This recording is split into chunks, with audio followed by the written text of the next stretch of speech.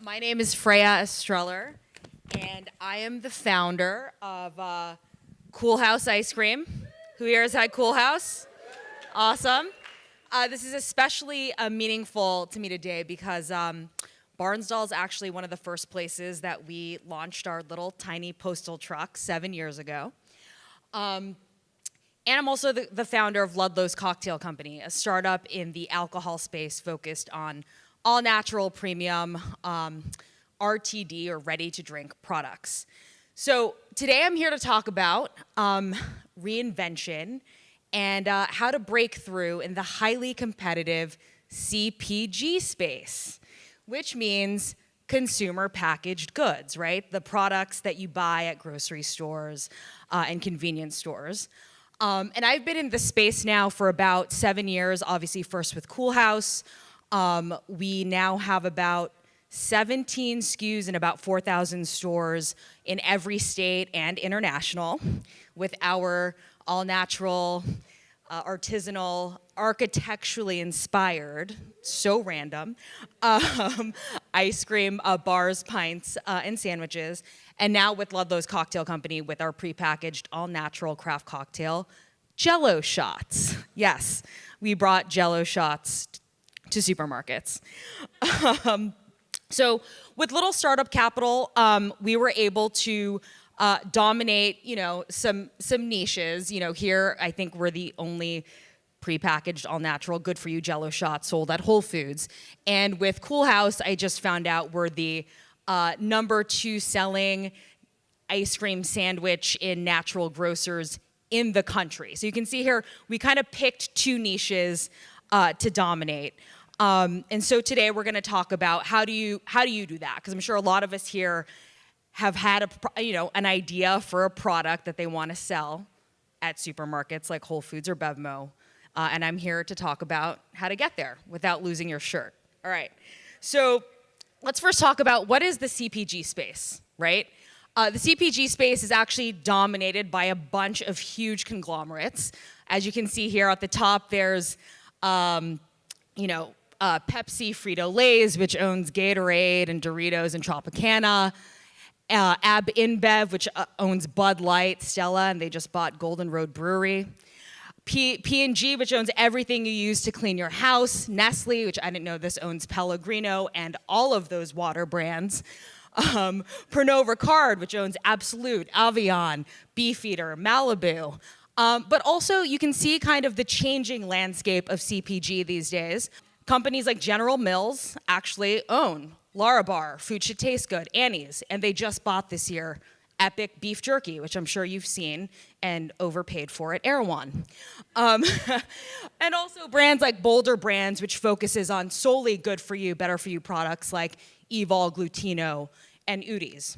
So right now what's happening is actually, I'm sure you guys have seen this at this conference, a lot of these niches are starting to be created and present themselves, like kombucha beer, probiotic cheesy almonds, which my wife Natasha buys religiously, vegan mayo, pea milk, of course, Soylent.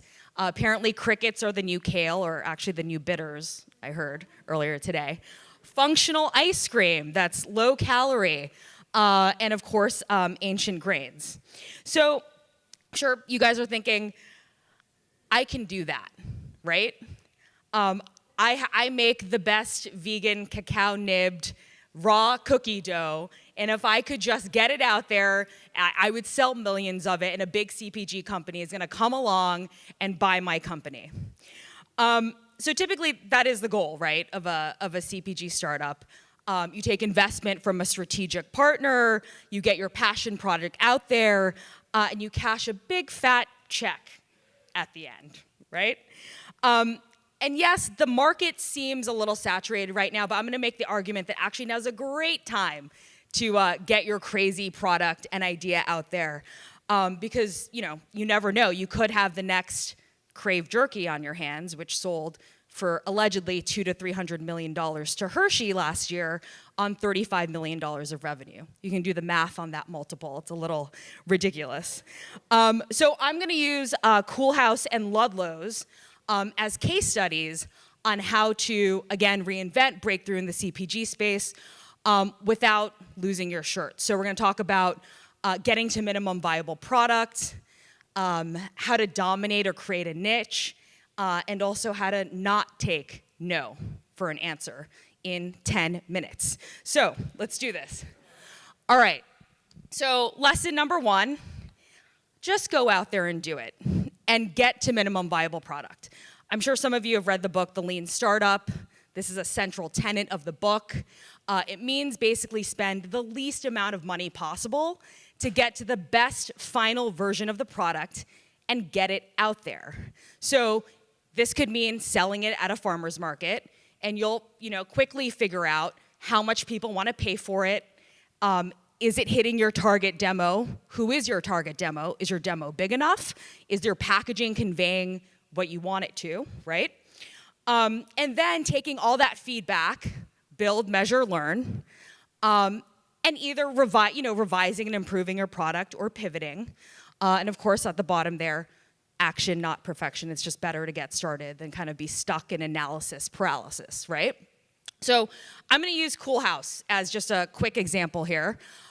When we started, we started off with a $2,900 postal van that we bought off of Craigslist that didn't have an engine, that AAA, we had to trick into towing it for us to our first ever event at the Coachella campgrounds.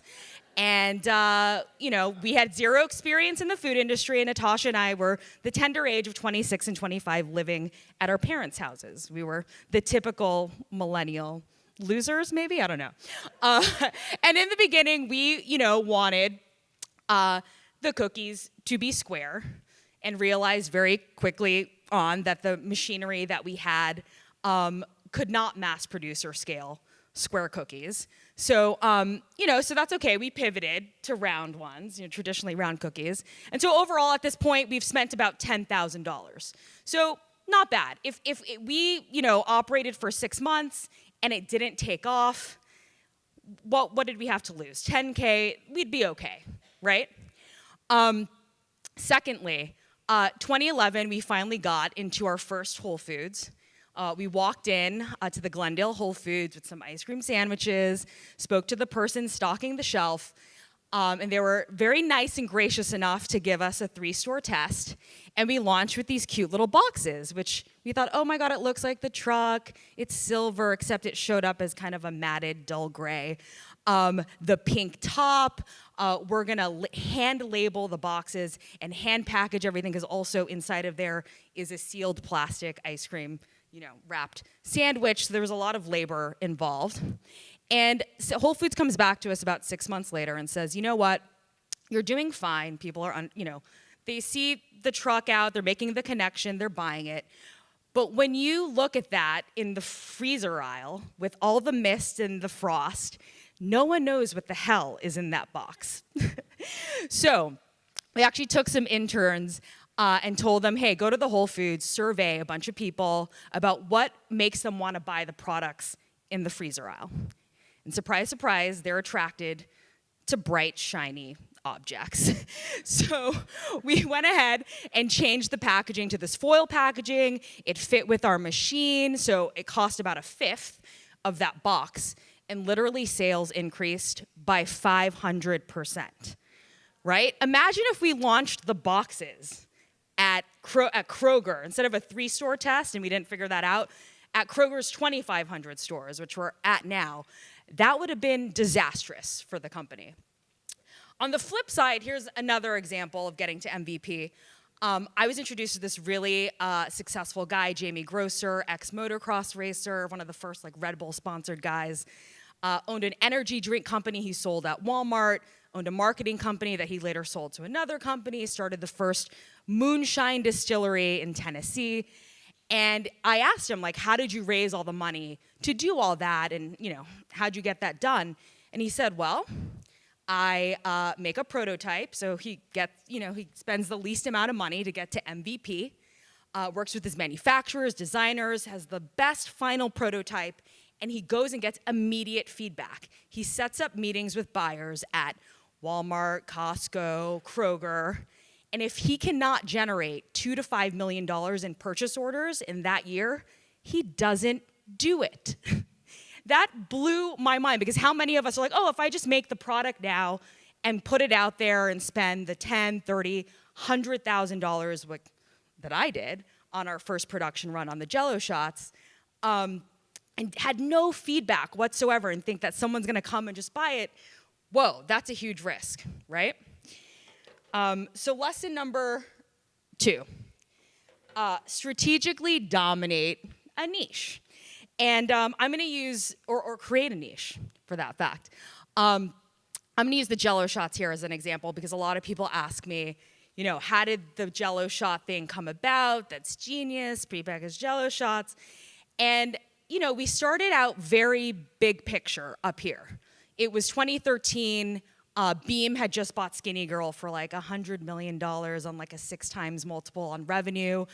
And we thought, okay, light bulb, here's an opportunity, especially in the RTD space, the ready-to-drink space, which is typically bastardized and, with stuff like Bartles and James, artificially flavored, colored, and you can kind of see the evolution here to like Bacardi Light Mojitos, UV Pink Lemonade, to Skinny Girl.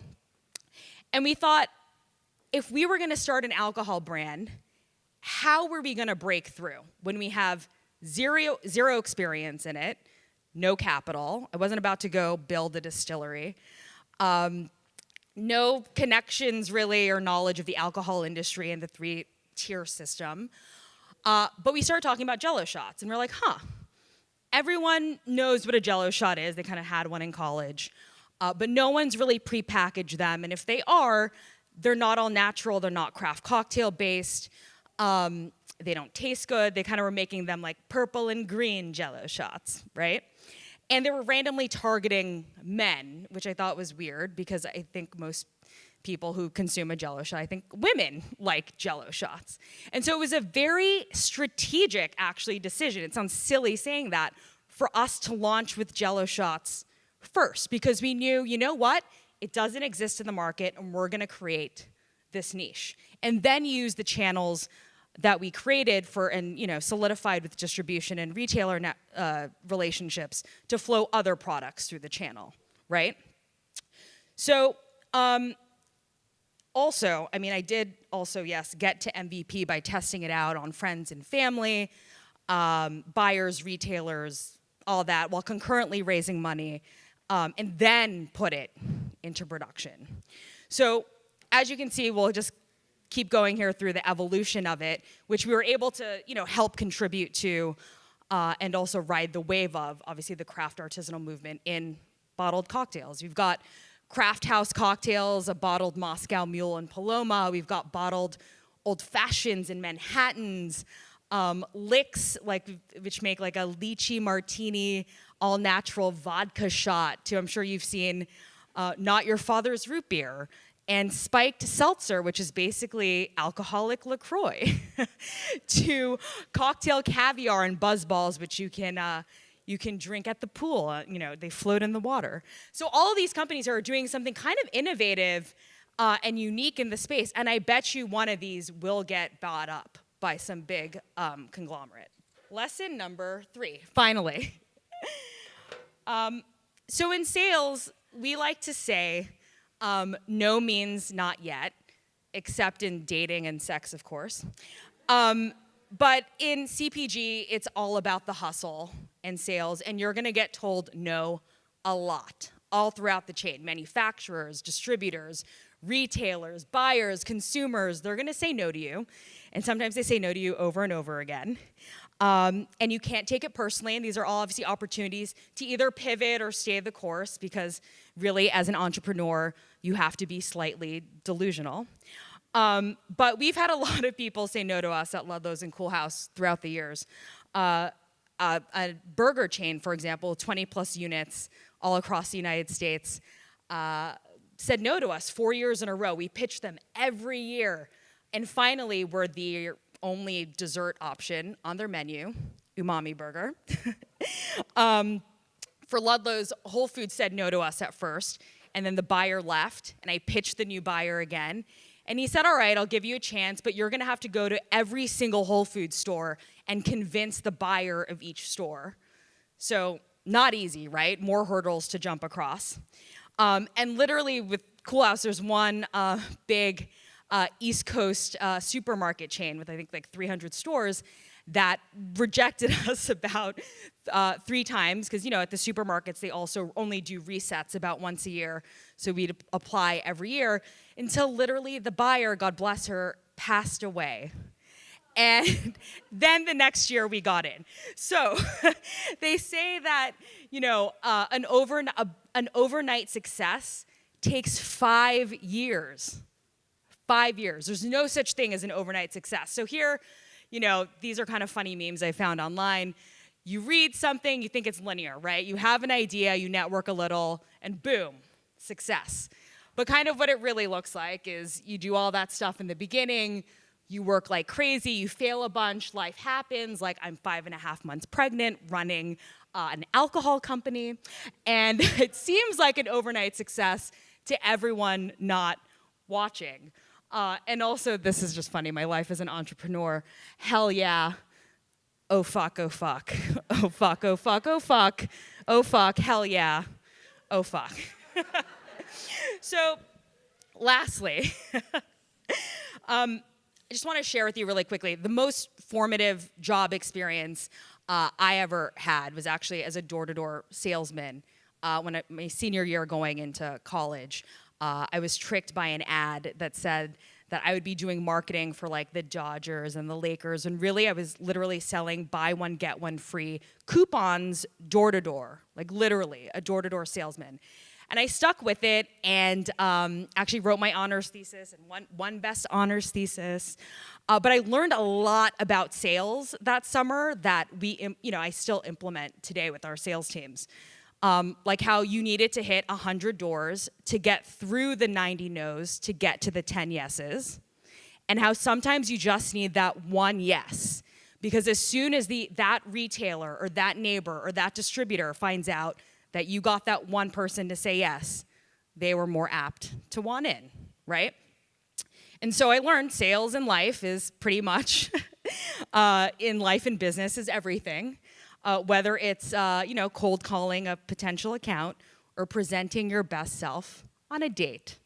So that's all the time that we have today. And if you have any questions or you're a budding product entrepreneur, I'm super happy to help. Email me at freya@ludlowscocktails.com. Thank you.